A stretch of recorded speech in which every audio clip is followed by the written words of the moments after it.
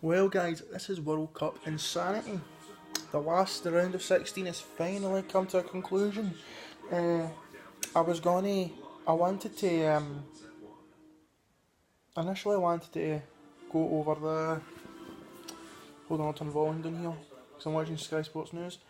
What I wanted to do is, I wanted to go over each match one by one, but by the time it would have took me to do it, it would have just took forever. So what I'm going to do is I'm going to briefly go through every single match that happened in the round of 16 and go over the teams that went through. Obviously, last time I'm not going to go with France and Argentina because that was the last match I pretty much spoke about. Obviously, France going through. Argentina missing a chance at the end to put it through to extra time. So we've done that in the last video. If you want to check,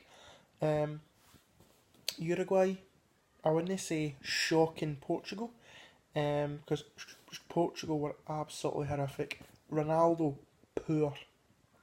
João Mario, poor. Moutinho, not very good. The only best player that really tried is, for me, Pepe, and it's not often I give Pepe credit, but for me, Pepe was probably Portugal's best player, other than Ricardo Quaresma when he came on, because for me, because Quaresma changed it all for me, Quaresma changed it all when he came on. Quaresma was good, Pepe was good, the rest of them were absolutely abysmal.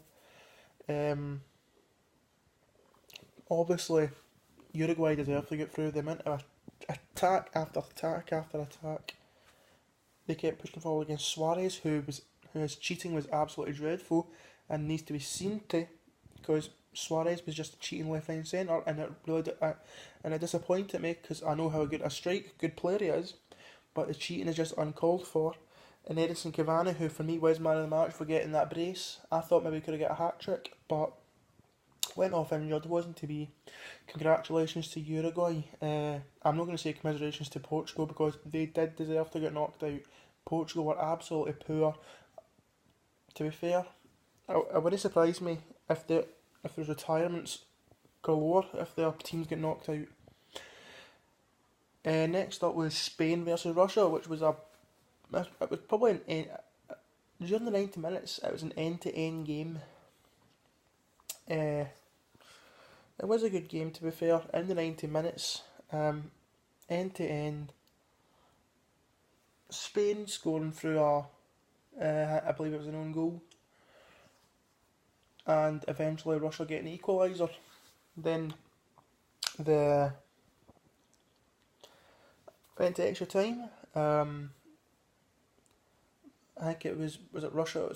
Russia was parking the bus. They were wanting to get it to a penalty shootout, which eventually after that extra half an hour it did. And everyone knows I nearly have heart attacks when it comes to penalty shootouts. I absolutely hate them.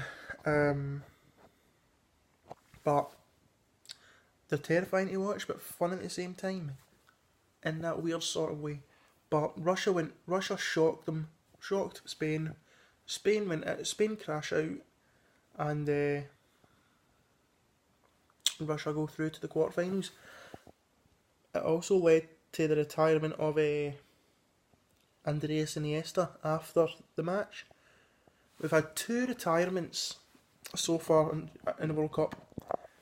Javier Mascherano from Argentina, and now Andreas Iniesta from Spain. Who knows if there's going to be any more retirements coming up. Then you have Croatia and Denmark. Denmark scoring in the first minute. The first minute of the game. Then Croatia score 4 minutes later through a Danish defensive mistake, and Mario Mandzukic capitalising on that and putting Croatia equal. Then the next 110 minutes was just dire. No, not 115 minutes. Honest to God, the only brilliant period of time in that game was the first 5 minutes.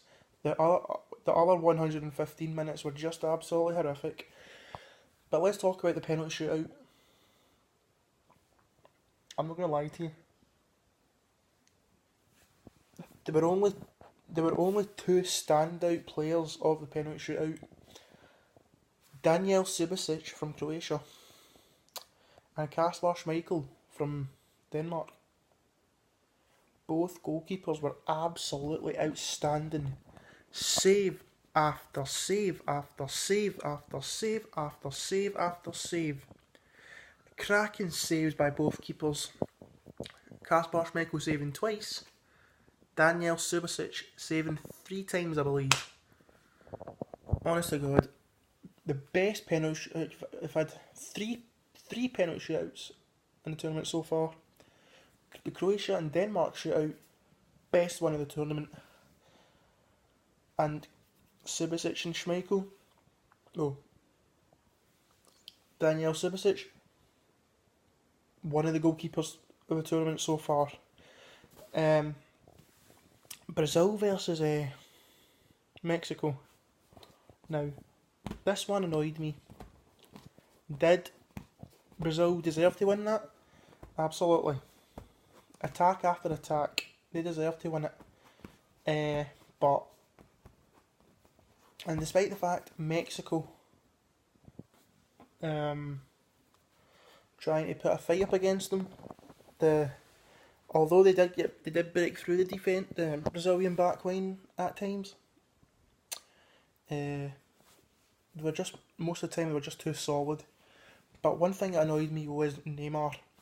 His antics are, despite the fact that Neymar scored and Robert Firmino scored, Neymar's antics are an absolute joke. The way he rolls about and whatnot, it's just stupid. In fact, I wouldn't be surprised if you could play the way he rolls about. You could play 10-pin bowling with him and use him as a bloody bowling ball. Honest to God, Neymar's antics they're embarrassing. They're just embarrassing. I'm not taking away his football ability. His football ability is class, but his antics is embarrassing. A world class player like Neymar acting like that doesn't sit right with me. So I just want Neymar to play football properly, just grow up. Belgium v Japan. Now, Belgium v Japan. That's another match of the tournament contender. It really is. Belgium was so poor in the first. Well, I can't say Belgium were poor in the first half. Both teams were poor in the first half. Japan is end to end. Possession wise, it was mainly a battle in the midfield. Maybe some chances were made, but not a lot. Then went to half time 0-0. Second half started 3 minutes later. Japan shockingly took the lead. Then later on, Japan doubled the lead. And I'm not going to lie to you, I sat there going, Belgium's going to get put out here. Then they bring on Marouane Fellaini, and I put my hands up. I said, congratulations to Japan for winning the World Cup. What happened later?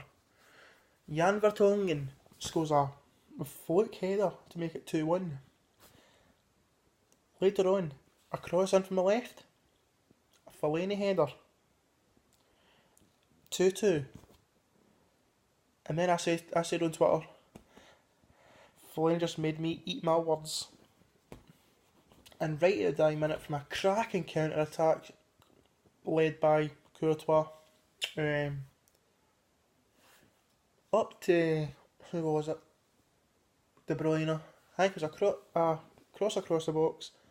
Lukaku dummied it, and Charlie just, with the goalkeeper already diving across, Charlie just hit it right down the middle to make it 3-2 in the dying minutes. Now, I've honestly took a slaughtering on Twitter for saying that Belgium were going out, and I don't mind that, because you guys know I love being proved wrong, and you know what? I've well and truly been proved wrong by Belgium.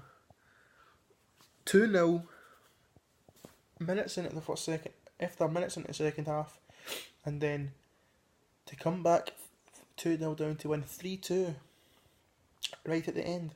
it's not often you hear of hear a team doing that. So consider me well and truly, my words have been eaten, really have. All I can say is well done Belgium, what a comeback.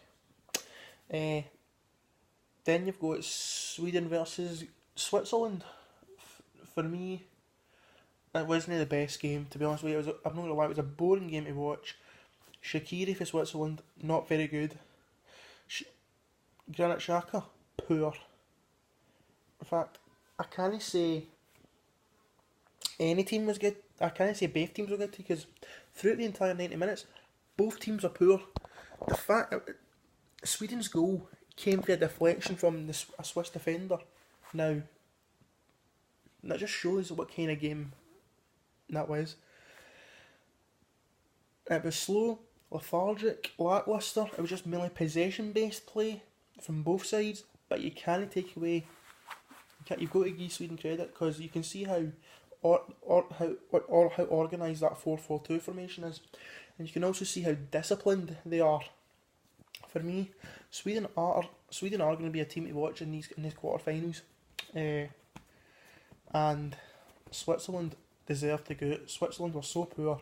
Now let's talk about the big one: England versus Colombia. What a game that was! It was a game worth another heart attack. England creating so many chances. Same with Colombia.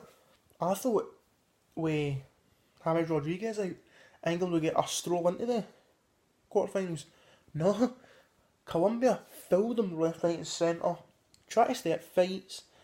If I'm going to lie to you, if that's how England won it, I don't want to imagine how they would have went if James Rodriguez was fit. But Falcao was good. Quintero was decent. Villa was good. Cuadrado was okay when he came on, but they were just dead violent towards the English players. Harry Kane, solid. Raheem Sterling, not very good. Dele Alli, he was good at first, but he started to struggle with his thigh. But later on, there was fouls left, right, and centre, especially if Colombia eventually did get a penalty. There could have been a couple of red cards, because I'm not surprised. The referee was, despite how well the referee controlled it, I wouldn't be surprised if he was terrified of the Colombians, because I would have been. There should have been a couple of red cards anyway. But a cool penalty, slotted away by Harry Kane, 6 goals for the tournament. Then at the end, at 90 minutes, I believe it was, Colombia equalised through a header by a defender, I believe it was. I'm not sure his name, but oh well. Extra time, same. Colombia and England pretty much dying off. Went to penalties. Kane scored his. A couple of penalties by the Colombians. Rashford scored his. Jordan Henderson missed his. Then a Colombian penalty hits off the crossbar, and I'm sitting at the chair going, how can I take this? Then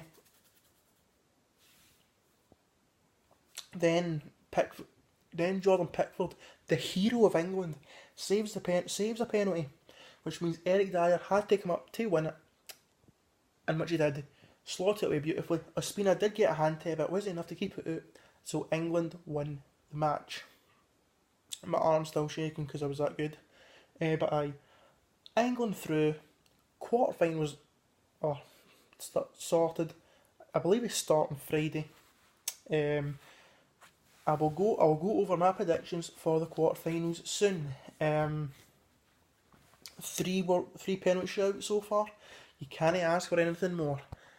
It is safe to say that this World Cup tournament, the quarterfinals, are indeed going to be very, very dramatic.